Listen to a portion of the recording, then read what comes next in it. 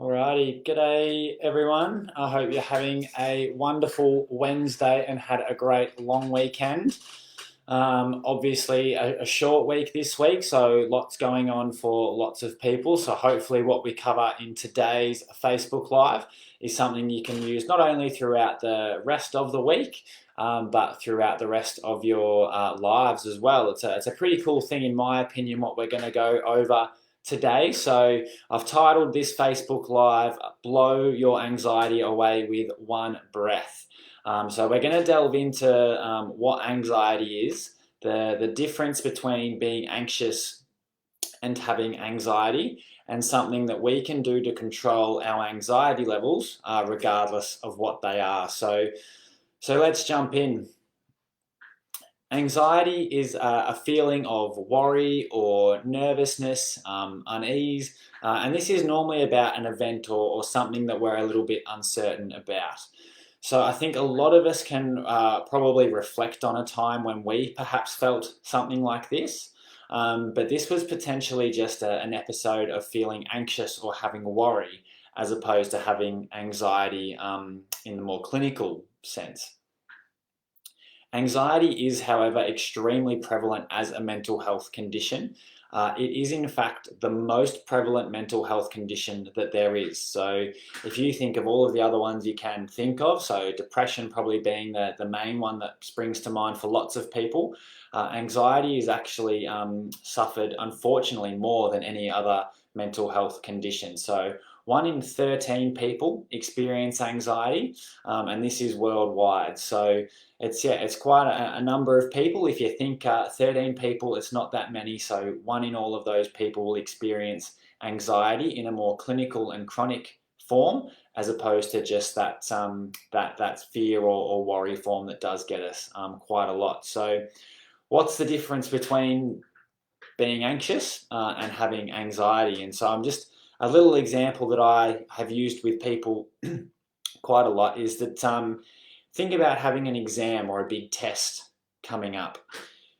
Some of you might have the exam or the big test tomorrow, and the other people might have the big test or exam in 6 weeks or 7 weeks. Excuse me.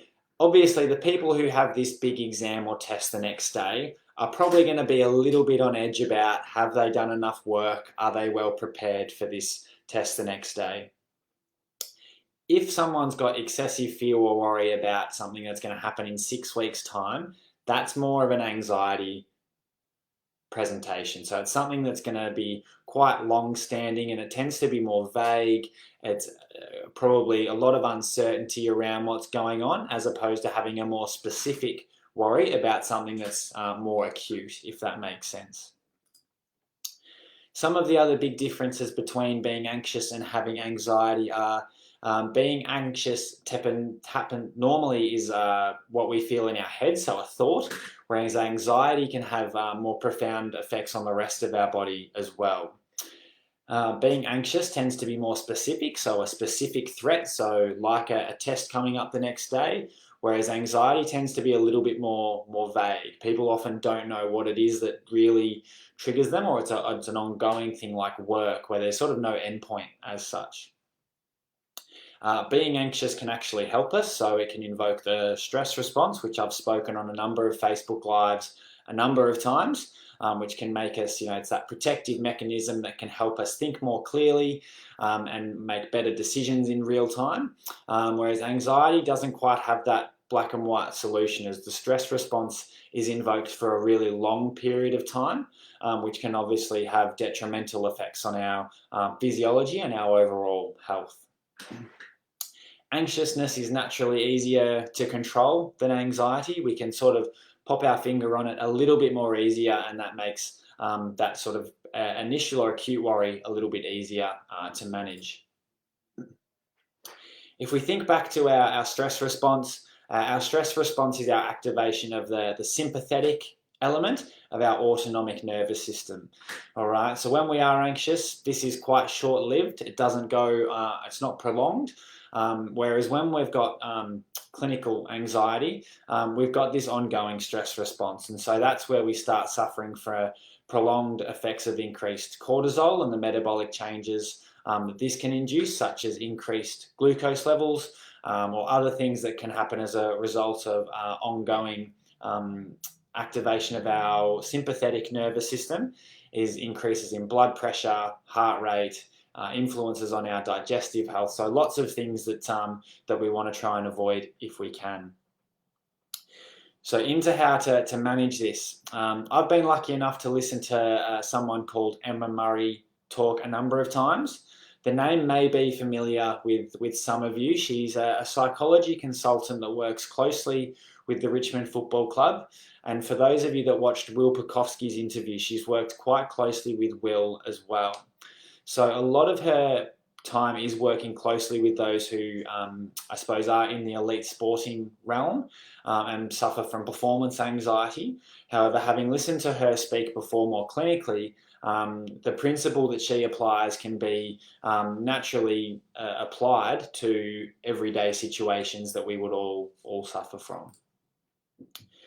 So whether you're suffering from anxiousness or worry or more clinical anxiety, naturally the big thing that covers both of these concepts is that there's things that are worrying us that we can't control.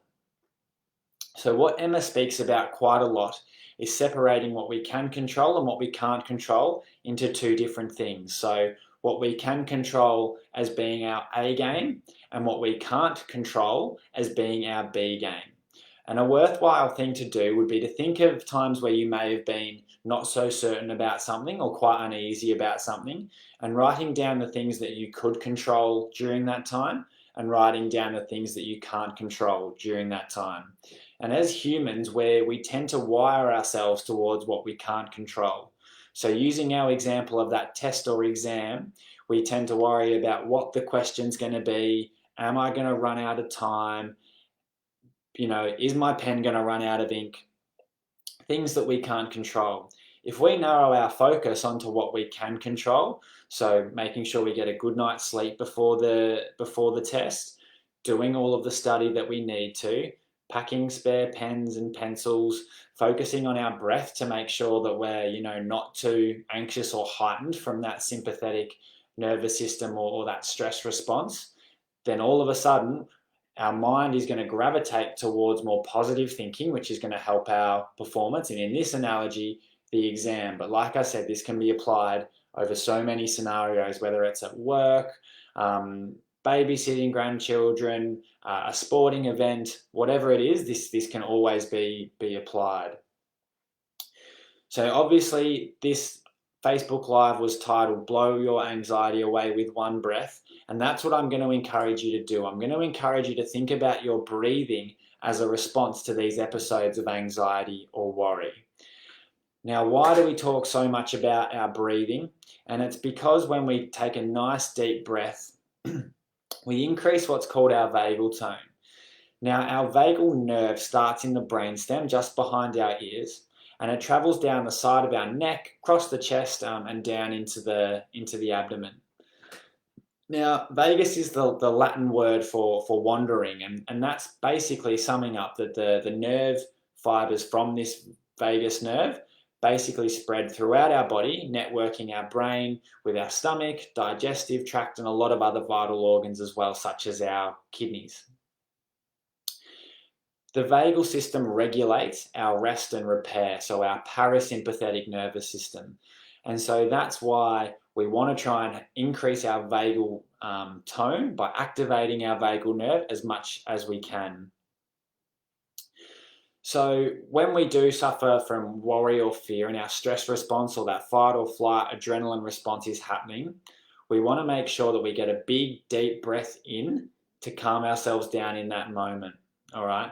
As soon as we do that, all right, our bodies are going to basically respond. With this, we need to make sure this breath is nice and slow. So to get into our full parasympathetic or relaxation mode, the rate of breath is that 5 to 7 times per minute. So about one breath every 10 seconds.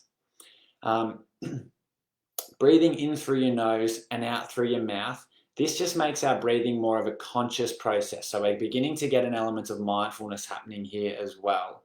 All right, so we're focusing in on our breath, activating our vagal nerve, and as such, we're getting some parasympathetic nervous system activation. So our body's naturally calming down. Some of the autonomic or automatic regulations are calming down. And we're not thinking about what the question on the test is going to be, but we're focusing on our breath.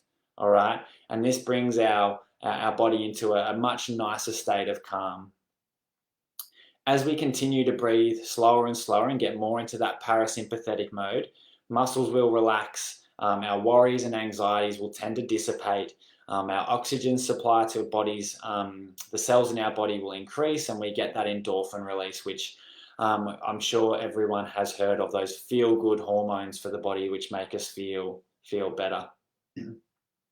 Alrighty, so this can happen with one breath, and one of the big things that Emma touched on when she was chatting to me, or chatting a bit in the presentation that I was listening to, is how to do this in one breath. So one big breath where you go in through your nose and out through your mouth will start to get that vagal tone happening.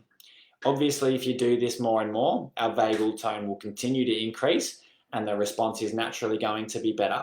But a lot of us in quite, uncertain times might not feel like we have the time to go away and take a number of big, deep breaths. That's where we can do this with one breath, okay?